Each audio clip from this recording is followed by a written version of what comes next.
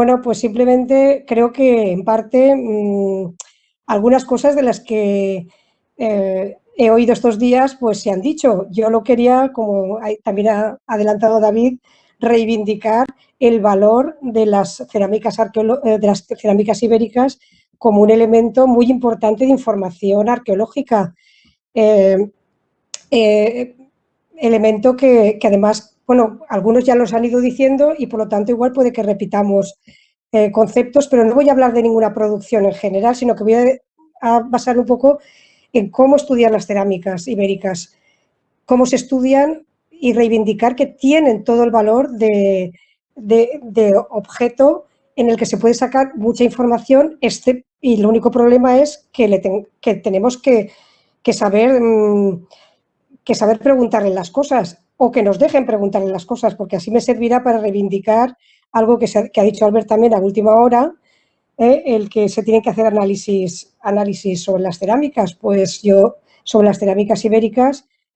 que ya veremos, que yo pediría que fuera más allá de las ánforas, porque, y sobre todo, pues también tengo que decir, puede que lo vuelva a repetir,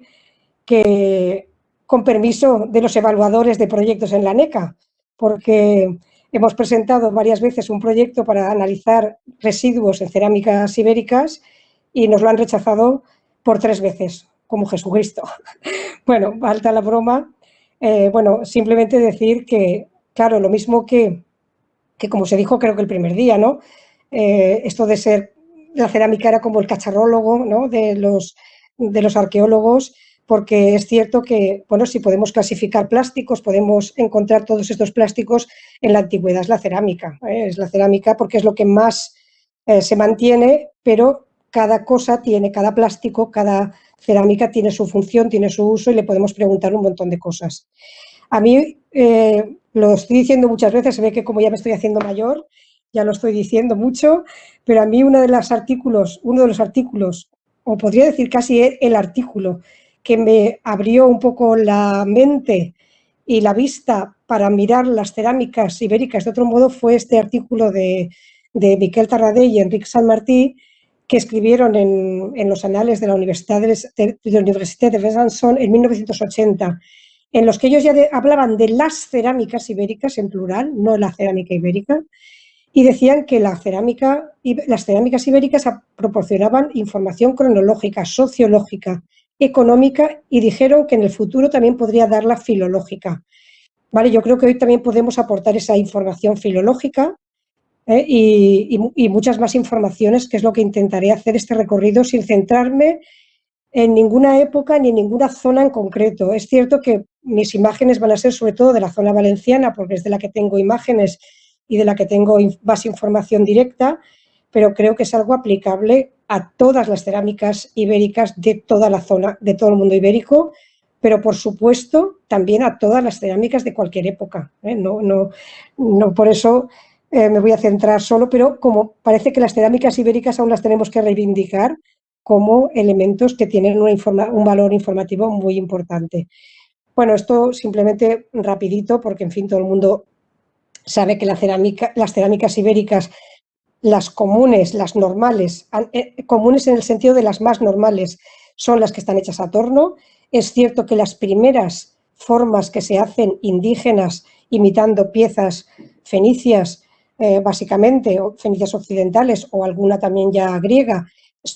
pueden estar hechas a mano y que son los precedentes de esta cerámica, pero digamos que la cerámica ibérica en sentido pleno de la palabra son hechas a torno y por lo tanto, bueno, en hornos de doble cámara, y bueno, pues tampoco voy a pararme mucho más en este sentido, aunque sabemos también que la cerámica a mano, por ejemplo, en Cataluña, se mantiene durante mucho tiempo para la cerámica de cocina, no para las otras. Las decoraciones más comunes son las pintadas geométricas y vegetales, bicromas, monócromas, pero también las hay sin decorar, por supuesto. Cerámicas sin decorar, también las hay. También las cerámicas con decoraciones pintadas, figuradas, estas decoraciones complejas de muchas zonas. No quiero insistir porque no es el tema, no quiero entrar en ese tema, no es el tema de esta charla en principio, pero que todas estas cuestiones que son las que caracterizan a estas cerámicas las vamos a encontrar y que nos van a ayudar a interpretarlas, a conocerlas, a preguntarles cosas. También hay otras decoraciones como las decoraciones impresas, decoraciones incisas, decoraciones moldeadas, molduradas, el barniz rojo que ha salido también, o el engobe rojo que ha salido anteriormente, en varias zonas, no solo en alguna zona, en la zona de Quelín, sino que hay otros engobes rojos o barnices rojos. La cerámica gris reductora o negra incluso, llegando incluso a negra, que normalmente no suele tener decoración, es decir, que hay un montón de producciones, por eso hay que hablar de cerámicas ibéricas, dependiendo de las zonas, dependiendo de las necesidades, de las cronologías y otras razones también que podremos ir viendo. Evidentemente de la tipología se ha hablado, agradezco que se diga que es una tipología utilizada, es porque con esa finalidad la hicimos intentando utilizar unos criterios lo más objetivables posibles, dentro de la subjetividad, por supuesto, que siempre existe, diferenciando la clase A fina de la tosca de cocina, pensando en la funcionalidad, teniendo en cuenta atributos métricos para que no fuera... y midiendo muchas cerámicas para que no fuera solo es que a mí me parece que esto es una cosa y a mí me parece que es otra. Bueno, pues dentro de ese parecer, pues creo que intentar dar unos criterios métricos ayuda y que por lo tanto es una tipología que hicimos para que fuera utilizada en cualquier ámbito, porque los atributos morfológicos u otros atributos como las variantes formales de los atributos morfológicos y las decoraciones son las que van a caracterizar las cronologías y las regiones, pero un calatos, nos da igual que sea un calatos de Edeta, como este que tenemos aquí, o de Azaila, o de la Alcudia, o de Cataluña, porque tienen unas características, unos atributos morfológicos y métricos similares. Y lo que las va a diferenciar son las variantes de esos atributos, las decoraciones y otros elementos que podríamos entrar aquí a discutir, aunque parece que alguna... Y que además es una tipología abierta, es decir, que si sale algún tipo, alguna forma, alguna variante nueva, se puede añadir perfectamente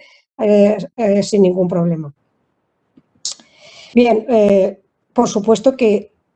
nos dan cronología. Se dice que las piezas son ambiguas. Es verdad que hay muchas piezas ambiguas, pero hay otras piezas que no son tan ambiguas, sobre todo si las analizamos correctamente, como se ha visto en los casos que acabamos de ver hace poco, de los elementos que son tardíos, que incluso podemos distinguir prácticamente por las decoraciones y las formas, incluso por el tamaño, los calatos más modernos de los más antiguos y los que vienen de Cataluña y los que no vienen de Cataluña. Y con las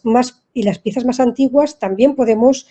empezar a distinguir cronología. Es cierto que a lo mejor una pieza aislada no nos dice mucho. Si yo me encuentro, pues por ejemplo, esta pieza de aquí, pues puede que no me diga mucho, esta botella de aquí de la Bastida de Les Alcuses, pero si la encuentro con un conjunto y analizo todos los elementos que puedo diferenciar de cada pieza, pues probablemente acabe determinando que se trata de una vajilla, en este caso, que tiene tendencia a ser más antigua que, por ejemplo, esta otra vajilla que tenemos aquí, que es del Puntal dels Jocs y que es del siglo III. Es cierto que ya empieza a haber un calatos, pero también hay platos, que hay botellitas y esta botellita que igual la tenemos parecida, las tinajillas, varían la forma, es decir, que podemos llegar a esa, no digo precisión cronológica que pasa con las cerámicas campanienses y con las áticas, pero podemos llegar a bastantes cosas si conocemos bien las cerámicas que estamos estudiando de nuestra zona, de nuestro yacimiento, de la región, del área, se pueden conocer bastante bien, pero hay que conocer mucho las cerámicas. Y bueno, esto es un panorama para acabar y para cambiar de tema, porque esto ha sido un poco la introducción para las cerámicas ibéricas. Si hay alguien que nos está escuchando y que no las conoce, pues para que viera un poco un elenco de variedad de formas. Y aquí tenemos también las de cocina, cerámicas de cocina, las ánforas que son sin decorar, que normalmente no van decoradas, y bueno, otras cerámicas que podíamos haber puesto aquí sin decorar porque son más funcionales, que estas que están tan decoradas, porque claro, siempre son pues, las más bonitas, platos, jarros, estas de borde dentado, los cálatos famosos, el albarelo, que también no es muy común, los leves, en fin, un elenco muy importante de cerámica que nos ayuda a conocer estas producciones. ¿Y cómo podemos conocer las producciones? Pues desde el primer día, desde ayer mismo, desde que oímos a Antonio hablar de los alfares, por supuesto teniendo un alfar. Si tenemos un alfar, pues podemos tener todo. ¿Qué problema le he visto yo a los estudios de los alfares actualmente en el mundo ibérico? Pues que se han centrado en estudiar la forma del horno. Pues me parece muy bien, pero la forma del horno creo que ya sabemos perfectamente cómo son los hornos ibéricos, redondos, cuadrados, ovalados, que tienen dos cámaras, etcétera, etcétera. Pero ¿cuántos estudios hay dedicados a estudiar la producción de ese alfar? ¿Vale? Pues muy pocos. Si conocemos la producción de esos alfares, podremos seguir esas producciones a lo largo de los territorios. Y eso es lo que hemos intentado hacer en algún caso, porque no hemos tenido la suerte de excavar directamente ningún alfar. Por lo tanto, animo a los que tienen la suerte de estudiar alfares que se dediquen a estudiar no el horno, sino que se dediquen a estudiar las formas que producen ese alfar y buscarlas en el territorio, como pueden ser, pues por ejemplo, estas piezas características de este alfar y que hemos podido localizar en el territorio de Kelin. Esto ya también se puede hacer, como ya hizo María José Conde en su día, y que se puede profundizar, por supuesto, en ello. No quiere decir que esos estudios sean ya definitivos, pero ella puso la primera piedra sobre estos estudios, formas concretas, es decir, el cálatos. El cálatos tiene unas características determinadas, pero si vemos su variante del cuerpo, si lleva asas o no, los bordes cómo son, cómo están decorados, las bases cómo son, los tamaños. Y ojalá nos hubieran dejado estudiar los contenidos, a lo mejor también ya sabríamos si estos cálatos contienen miel o contienen otra cosa. La verdad es que lo de la miel es sugerente, pero parece que un recipiente tan decorado contuviera miel y tan difícil de cerrar, parece un poco complejo que pueda tener, y sobre todo algunos que son enormes, ¿eh? Hay que tener también el volumen, hay que tener en cuenta también el volumen que tienen, el tamaño que tienen estos recipientes. En algún caso estos están todos a la misma escala y pueden ver las diferencias que hay entre ellos. Bien, siguiendo con las decoraciones, no solo estas decoraciones tan comunes, la decoración geométrica es la más común y puede ser la más difícil de diferenciar, pero hay otras decoraciones, como por ejemplo las impresas, que también pueden ayudar a determinar procedencias. Y aquí les pongo pues 4 ejemplos de 4 piezas procedentes del territorio de Kelin que tienen esta característica impresión en forma de ovas, que son comunes de la cerámica de Kelin del siglo III-II y que los encontramos incluso en territorios limítrofes, como en Calles, como en Liria, como veremos, y en otros lugares, pero podemos determinar que son de allí. Con otras cerámicas impresas pasa lo mismo, con las cerámicas impresas que hay de jarros de Coimbra, por ejemplo, o de más meseteñas, de la zona de Valdepeñas, etcétera, etcétera. Bien, y aquí quería también mostrarles cómo a través de conocer estas cerámicas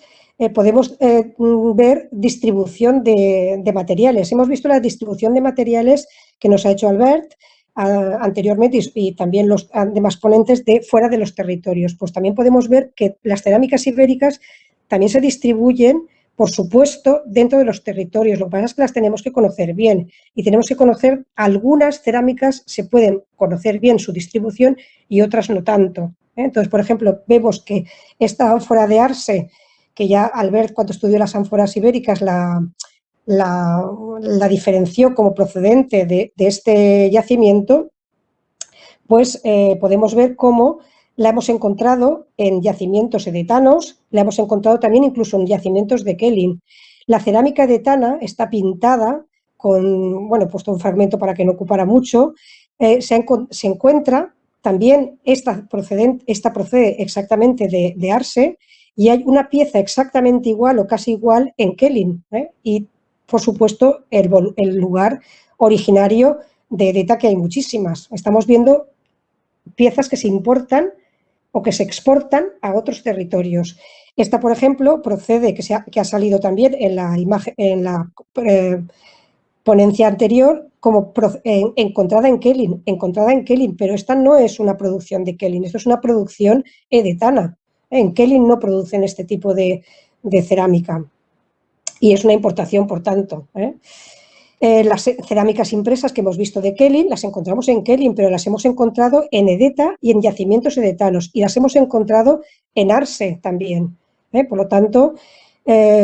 vemos que esto además nos ayuda a ver las relaciones que hay entre estos tres territorios limítrofes en determinadas épocas y por lo tanto, dándonos información económica y de intercambios, de distribución, de producciones y de relaciones sociales entre los distintos materiales. Naturalmente, estos materiales son siempre minoritarios en el conjunto de los territorios a los que llegan, pero como todas las importaciones. Pero esto nos ayuda a saber o preguntarnos por qué y cómo han llegado estas cerámicas y para qué. Porque una ánfora es fácil, lleva un contenido, pero estas cerámicas pequeñas y estas que vienen de Murcia y que están extendidas de la zona de Murcia, no sabemos de dónde, y están extendidas por toda el área mediterránea, lo mismo que hemos visto como las jarritas grises de la costa catalana. ¿Qué contenían? ¿Para qué servían? ¿Por qué se distribuyen? Porque esto no es por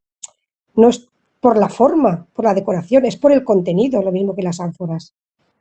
Con lo cual es muy importante este tipo de información. Y también quería recoger este estudio que hicimos hace unos años, que está publicado también, que es sobre las marcas, en las ánforas ibéricas. Y en concreto este caso, porque es el que más información dio. Estas ánforas con esta especie de peinado se han encontrado en alfares en Alicante, en el Tossal de les Bases y en la Illeta dels Banyets, pero también hay una en un alfar que se llama Camí de Vistalegre en Cataluña. Bien, la mayoría de los hallazgos de este tipo de ánforas, que se puede decir, bueno, es que no se distingue entre las catalanas y las no, pero la mayoría de ánforas están halladas en la zona de Alicante, en los yacimientos alicantinos y además en cantidades importantes. Desgraciadamente, estos dos alfares se conocen muy mal, se sabe que producían estas ánforas, pero no sabemos muy bien la cantidad, el volumen, las características, etcétera. Pero siguiendo la marca esta de peinado, hemos visto que estas ánforas se encuentran también en Mallorca y se encuentran en Menorca, en pocas cantidades, pero se encuentran aquí en concreto en el pecio también de Binissafuller. Y también hay algunas en esta zona del norte, en la zona de Indiqueta. Bien, podríamos pensar que estas ánforas de aquí de Cataluña proceden de este horno del Camí de Vistalegre, pero aquí solo se ha encontrado una ánfora, mientras que aquí hay bastantes más. Y que a lo mejor podríamos decir, vale, pues parece que pueden venir de aquí, de este que con Boquex más cerca. Desde luego, nuestra hipótesis es que estas ánforas en las Baleares proceden de la zona de la llamada Contestania, de estos hornos, porque además están en la costa, se saben que tienen recintos portuarios y que están produciendo básicamente ánforas esos hornos. Puede que entre otras cosas, pero la producción más conocida son las ánforas. Ánforas que tienen este peinado y que cuando las encontramos enteras tienen todas estas formas. Desgraciadamente no distinguimos, no conocemos bien por qué cambia la forma, si es por el contenido, si es por la cronología, pero que todas ellas comparten este peinado característico. Bien, y otra cosa importante para las cerámicas es conocer su funcionalidad y su uso, que es una de las otras cosas que nos propusimos en la tipología que elaboramos hace unos años. Una cosa es una cerámica que está pensada para una funcionalidad, como son las ánforas, que son propias, estos del pecio de Binissafuller, propias para ponerlas en un barco. Estas son imágenes de esta excavación que contenía básicamente, como se ha dicho, ánforas ibéricas.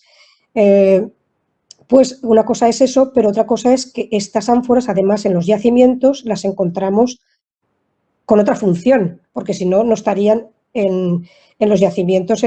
acumuladas como elementos no solo de transporte, sino ya también de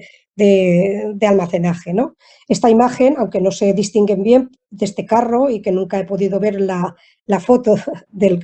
cálatos simplemente el dibujo, pero parece que en este carro sobresalen unas ánforas, o este personaje, aunque es griego, que lleva unas ánforas transportándolas, y no creo que solo por el puerto, sino también a lo mejor de casa en casa, y aunque este burrito no lleve ánforas, pues lleva algo parecido a lo que podrían ser ánforas, o sea, eh, recipientes para transportar. Pero como hemos dicho, también esto sirve para almacenar líquidos, porque básicamente líquidos por la boca tan estrecha, líquidos y como muchos semisólidos.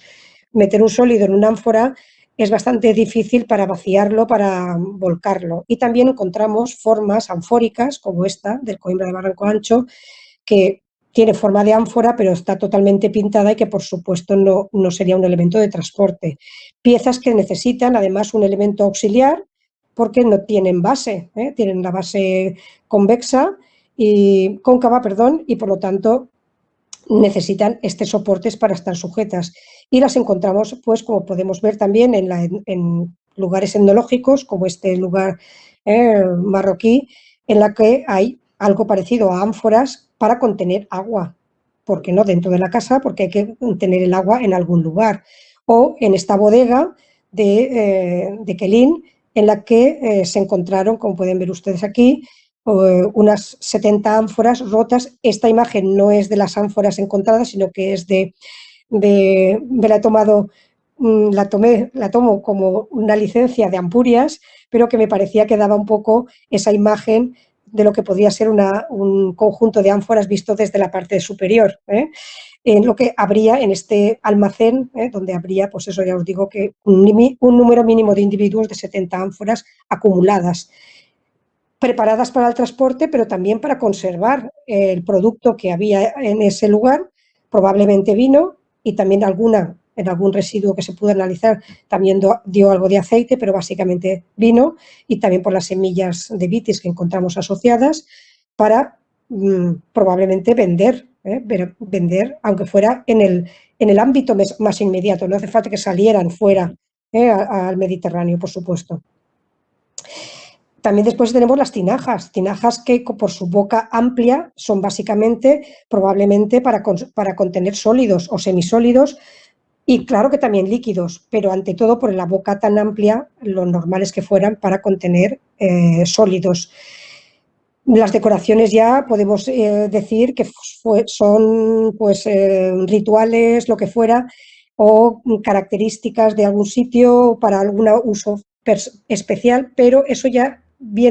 es otro tipo de interpretación. Una cosa es primero ver qué funcionalidad y qué uso tuvieron las piezas, y después ver en qué contextos, para poder determinar el uso que tuvieron y en qué contextos, rituales o domésticos o comunes. Hay piezas que son mucho más fáciles de interpretar, como los toneles, por ejemplo, los toneles o las cantimploras, pero también de los toneles hay una discusión, porque los toneles, que pueden ser para transportar agua, sabemos que, por ejemplo, pellejos como estos, que son una forma de imitar a los toneles, que moviéndolos, o sea,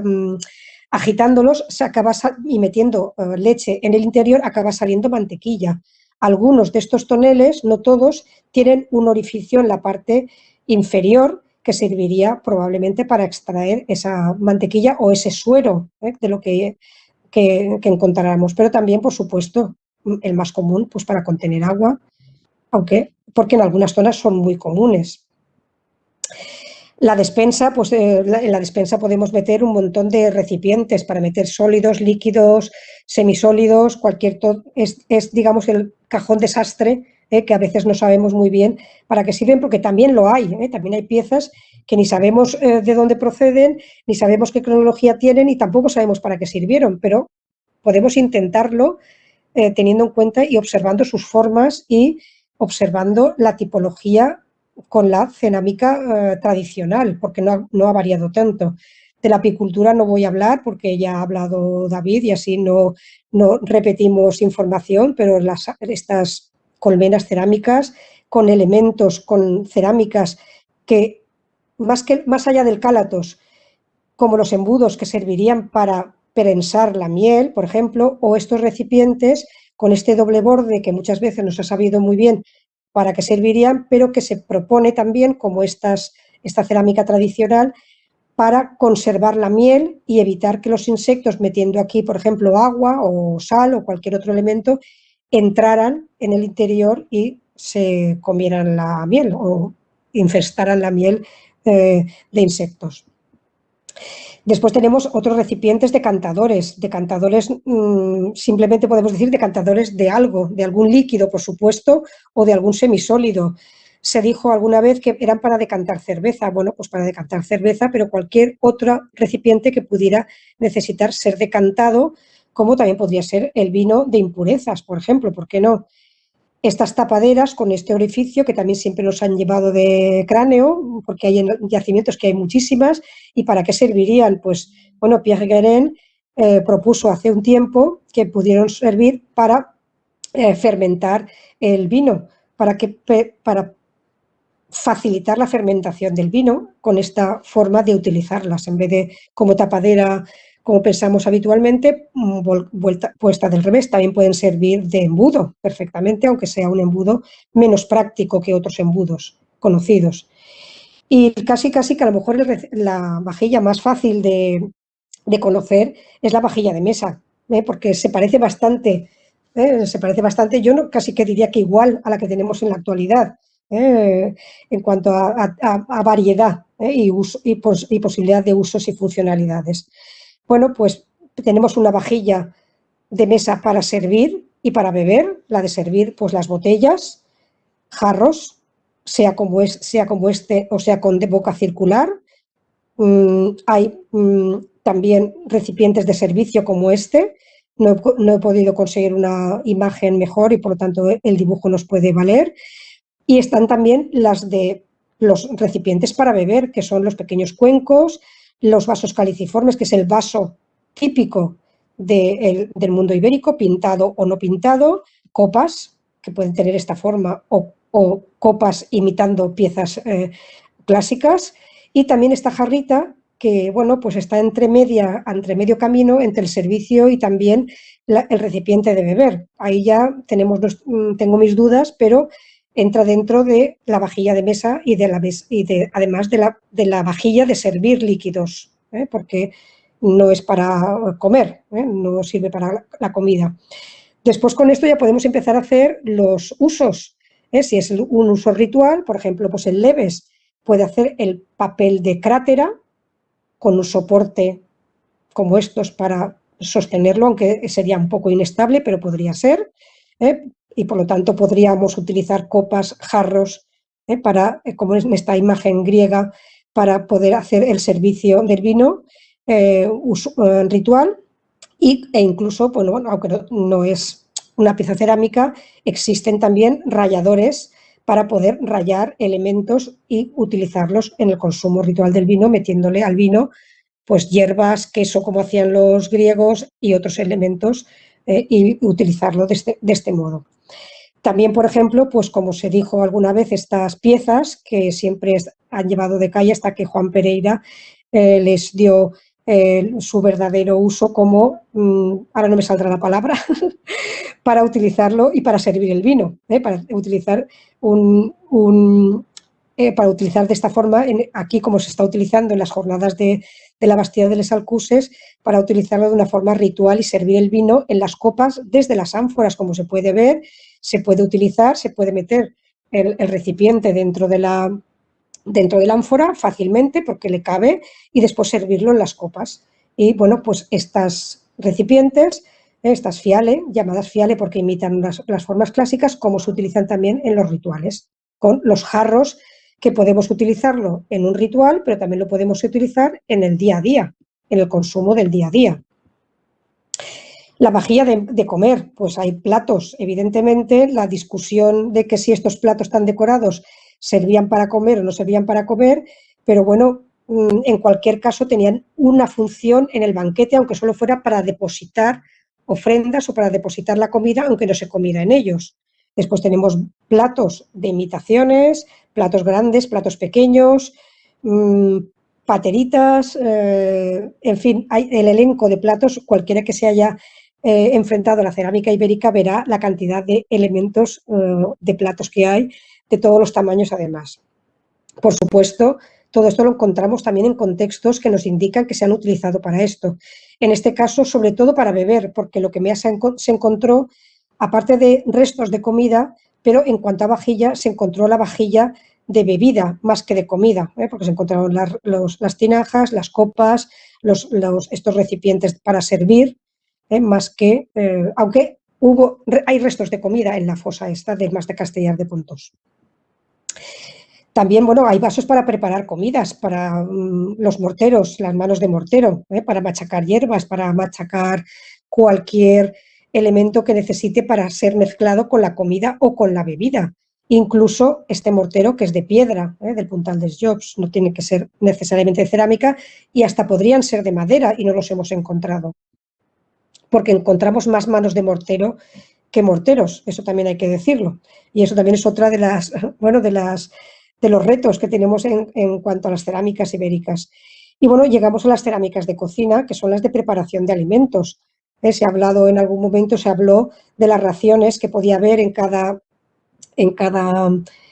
olla y por lo tanto en cada plato. Y esto es una cosa que no se ha hecho todavía para la cerámica ibérica, sí los volúmenes, pero no las raciones. Y es un reto que acepto y que a lo mejor intentaré que alguien lo siga, pero también hay una variedad bastante grande de cerámica de cocina. Cerámica que, no olvidemos, está hecha adrede para ponerla en el fuego y que no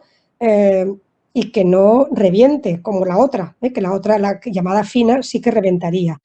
La cerámica de cocina, en esta tabla de usos de capacidades que se publicó ya hace 20 años, ya hace 20 años, pues se puede ampliar ya. Pero el problema de esta cerámica de cocina es que muy poca gente reconstruye las ollas de cocina, salen pocas veces enteras, pocas se reconstruyen y por tanto pocas se pueden medir en cuanto a su capacidad. Pero podemos ver que hay recipientes de medio litro hasta recipientes de 42 litros o este de 47 litros. Está claro que el de 42 litros y el de 47 litros no creo que fueran para cocinar, sí los otros. Y parece que hay un salto entre estos y que desde luego no podemos afirmar que lo sea realmente porque ya os digo que falta muchísima información sobre estos recipientes que la gente le suele dar poca importancia, aunque tienen muchísima. Y daría también mucha información si se les hiciera análisis de residuos porque son donde realmente se está cocinando y donde se podrían quedar los residuos atrapados en la arcilla, aunque fueran residuos de muchas comidas, pero tendríamos una idea de lo que se está cocinando en esos lugares. Bueno,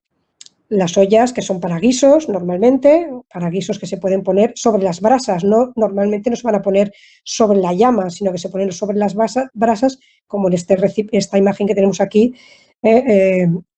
y en estos hogares de placa, que son los que solemos encontrar en el mundo ibérico,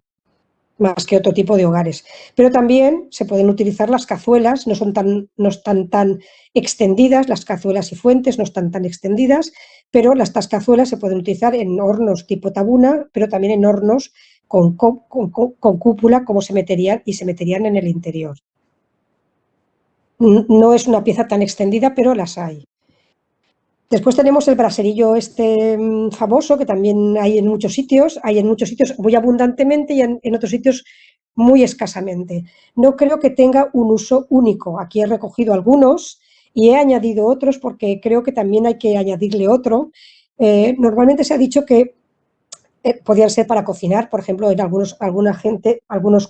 compañeros, les han llamado castañeras, porque metiendo brasas dentro se pueden asar castañas, por supuesto, ¿por qué no? Se puede cocinar entre brasas, se pueden utilizar aquí con ollas de pequeño tamaño, porque estos recipientes son siempre pequeños, es como un hornillo móvil, como este de la vieja friendo huevos del cuadro tan estupendo de Velázquez. Yo creo que también se pueden utilizar para conservar las brasas, para encender el fuego, porque tengamos en cuenta que todavía no se han inventado las cerillas. La brasa para encender el fuego día a día o lo tienes que tener todo el día en brasa o tienes que conservar las brasas en algún lugar para, en el momento que necesites avivar el hogar, tener brasas a mano. Y, ¿por qué no? Pudieron servir también como fuente de iluminación y estas son las que he añadido recientemente, incluso, bueno, se me sugirió esta idea. Evidentemente, estas de aquí son, que son las que se parecen casi más, son de piedra y son japonesas para jardines, pero bueno, la funcionalidad es la misma, meter brasas dentro y que por los agujeros ilumine. O esta ya tradicional del mundo, en este caso procedía de Portugal, pero que también es para lo mismo, para colgarla, poner brasas dentro y para iluminar. ¿Por qué no? ¿Por qué no? Pueden servir, eh, tener múltiples usos. Bueno, después hay otras que tenemos pues menos conocimiento, porque hay jarras de cocina, hay jarritas, hay tacitas, hay tapaderas, por supuesto, hay botellas raras también, pero las hay, que a lo mejor tampoco sabemos exactamente para qué sirven, pero desde luego las características de la pasta indican que pueden estar dentro del fuego, se pueden poner al fuego porque no se romperían por estar en el fuego. Bueno, otro tipo de cerámicas que no son recipientes, pues son elementos auxiliares del mundo ibérico que, a falta de plástico y de conocimiento de las piezas, a lo mejor en madera, y del escaso conocimiento que cada vez tenemos más de piezas en hueso y asta, pues también se hacen de cerámica, de arcilla, que son las pesas de telar y las fusayolas que hay en todos los yacimientos y además en cantidades y en todas las casas, o casi en todas las casas, y además en cantidades bastante importantes. No me voy a parar en ello porque creo que todo el mundo conoce estas piezas para hilar y para tejer. También podemos encontrar piezas que, como hemos visto anteriormente, están hechas de cerámica de cocina, pero se pueden utilizar para la metalurgia, como estas pequeñas piezas que pueden ser lucernas, pero también se pudieron utilizar como crisoles, porque pueden tener restos en el interior de metales y por lo tanto pueden haberse utilizado en el proceso de forja, en la metalurgia del cobre, en la orfebrería, etcétera. Lo mismo que las toberas. Las toberas también se hacen de cerámica, aunque también se pueden hacer de otros materiales, pero de cerámica también se hacen y hay bastantes ejemplos de tamaños pequeños y tamaños grandes, casi siempre con la misma forma, con dos o con un solo canal de entrada del aire. Vamos a pasar a un mundo, ya para ir terminando, para un mundo más light, menos serio, podemos decir, que es la cosmética, porque hemos de pensar que los iberos, bueno, sí que yo creo que no lo pensamos, pero no reflexionamos sobre ello. También hay objetos que pudieran servir para contener ungüentos, para contener perfumes, para contener colorantes, para maquillarse, para hacerse tatuajes, para perfumarse, no solo siempre para hacer rituales, ¿por qué no para el aseo personal? Para el aseo personal o para el adorno personal. Entonces, bueno, pues hay cajas parecidas a los pixies que podemos ver en el mundo griego, en las cerámicas griegas, cuando se ven las escenas del gineceo. Estas cajitas pequeñas de cerámica, en este caso con forma de membrillo, discrepo de la gente que piensa que es una forma de granada, porque las formas de granada serían estas. Esta no tiene este pitorro hacia arriba y por lo tanto se parece más a un membrillo que se puede abrir y que dentro contendría ¿qué? Pues no lo sabemos porque no se le ha hecho análisis. Ojalá se lo pudiéramos hacer. A lo mejor simplemente contenía joyas, pero bueno, si contuvo algún perfume o algún ungüento, pues lo podríamos saber. O estas botellas, estas de las que ya hemos hablado y que, insisto, se producen en el sureste, pero están extendidas por todo el mundo mediterráneo, por toda la costa mediterránea peninsular, o esta botellita pequeña también, que tiene su tapadera y que desde luego contenía algo precioso, seguro, aunque no sepamos. También el uso ritual de piezas, por ejemplo, pues la sítula, las sítulas que decimos, bueno, pues para llevar agua, bien, sí, para llevar agua, pero también vemos aquí que la sítula en el mundo griego está utilizada en un ritual con la fiale, por lo tanto, bueno, pues sítulas, rituales, vi todos los vertedores con forma de cabezas de animales, el más espectacular que yo conozco, más allá de los típicos en forma de león o de ave que hay por ahí, pero con cabeza de jabalí, de quelín, que es espectacular y sobre todo porque tiene un tamaño que el recipiente al que iba asociado debía de ser un recipiente enorme, también, porque la escala es grande. O en estas cerámicas, bueno, en este dibujo tan deteriorado del Tossal de San Miquel, en que vemos además a un hombre con una sítula en el brazo, también probablemente pues para hacer algún ritual, probablemente. Bueno, o estas otras cerámicas, los timaterion, los recipientes en forma de palomas o de animales en general, pero sobre todo de aves, estos recipientes vertedores, pero también tan extraños, los cutus, en fin, un elenco cerámico que si les vamos preguntando y les podemos ir sacando toda la información posible con los contextos, con las formas, con las decoraciones y con las dispersiones, podemos llegar a tener una información de carácter social de lo que pasa en los yacimientos ibéricos o en cada casa o en cada contexto o en cada tumba. Bueno, también, por ejemplo, pues las ofrendas para las divinidades. Os he dicho que los vasos estos son el vaso típico de beber. En todas las casas ibéricas hay caliciformes, por lo menos en todas las que yo he tenido ocasión de estudiar, leer información, porque es el vaso para beber. Pero también aparece en las tumbas, en las tumbas, por supuesto, pero también en las cuevas rituales en las que están, como en este caso pueden ver, en cantidades ingentes, a centenares, podemos encontrarlas tanto fragmentados como enteros, o como en esta escultura maravillosa de la Dama del Cerro de los Santos, que también lleva un caliciforme en las manos para entregarlo a las divinidades, para portar una ofrenda. No creo que portaran solo el vaso como ofrenda, seguramente llevaría un contenido que, insisto, me voy a hacer pesadita, por si hay algún evaluador de la NECA o escuchándonos, que no podemos saber qué son porque no hay proyecto al respecto para este tipo de recipientes. El uso funerario, no hay un recipiente único para la tumba ibérica. La urna de orejetas también se encuentra en los asentamientos ibéricos, en los hábitats, se encuentra. Es verdad que en un momento dado tiene una cronología y que aparece mayoritariamente en necrópolis, pero también aparece en la misma cronología en asentamientos. Y además aparece en tamaño grande, o sea, en tamaño tinaja, como los grandes tinajas, pero con urna de orejetas, porque probablemente el contenido necesitaba estar herméticamente cerrado. Bueno, y también se pueden hacer se pueden hacer análisis,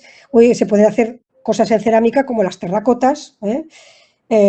como recipientes pequeñitos, tejuelos que son piezas recortadas, los gutus que hemos hablado antes, piezas que no sabemos si son juguetes o son exvotos, porque también, ¿por qué no? El mundo infantil, parece que en el mundo ibérico los niños no existen, casi nadie habla del mundo infantil. Y el mundo infantil debía estar muy presente y puede que a lo mejor esto fueran biberones, como se ha dicho, pero también puede que no lo sean, porque un reciente análisis de unas piezas llamadas biberones del mundo romano que se han hecho sobre piezas romanas encontradas en Suiza han detectado que de leche no tienen absolutamente nada en el interior, sino que tienen otros productos que nada que ver con la leche. Y nada que ver con la leche y nada que ver con un alimento que pueda tomar un niño pequeño, sino que serían para adultos, probablemente a lo mejor relacionado con la medicina, con necesidades médicas, medicinales en definitiva, o incluso rituales. Por lo tanto, bueno, seguiremos llamándole biberones porque no tenemos otra opción, o estos tejuelos que sirven para ser pesas, han servido para fichas de juego, pesas, para hacer a lo mejor collares para lo que se dijo, para lo que se dijo no hace mucho en estos romanos que se las encontraron en las letrinas y que como podemos encontrar algo parecido en esta imagen griega, que puede que no lleve en la mano un tejuelo, pero da ganas de decir que esto es así y que podría ser este tejuelo, ¿por qué no?, también este elemento como estos que se encontraron en las letrinas romanas. Pero, en fin, esto ya es un poco la broma, pero que hay piezas que pueden servir para muchas cosas. También se ha dicho que estos tejuelos pueden servir como fusayolas. Es decir, que hay que saber exactamente o hay que buscar los contextos que nos digan realmente para qué pueden servir y que probablemente una cosa es la función en la que se pensó y después finalmente el uso que se le dio a este tipo de piezas y de recipientes. Y bueno, ya para terminar, los mensajes, la información filológica que decían Tarradell y San Martí en ese artículo de los años 80 y que, bueno, que a lo mejor no es exactamente filológica, pero que nos están transmitiendo mensajes. Si sabemos interpretar estas imágenes o podemos intentarlo,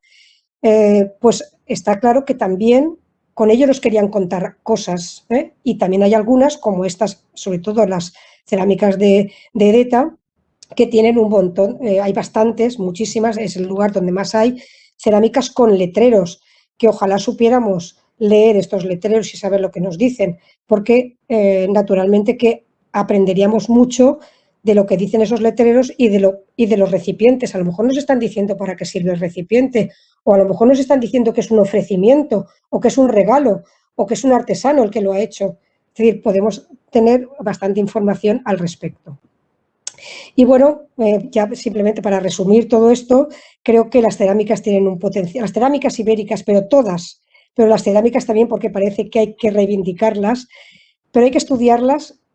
globalmente, por forma, por atributos, por tamaño, por decoración, por área, por región, por comarca, por yacimiento, por supuesto, por cronología. Los contextos también son muy importantes, no se puede olvidar el contexto, porque yo me he encontrado una cerámica de cocina, una olla de cocina, en cuyo interior había un enterramiento infantil y estaba en una casa, es decir, que no tienen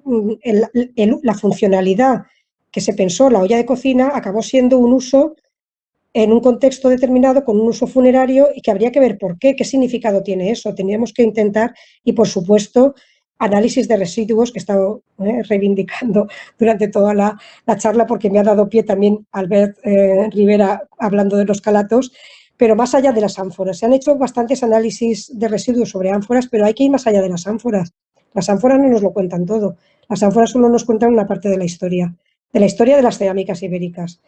Y bueno, pues nada, simplemente muchas gracias por su atención y esto es el último uso que se le puede dar a una cerámica ibérica porque no lo habíamos visto todo. Muchas gracias.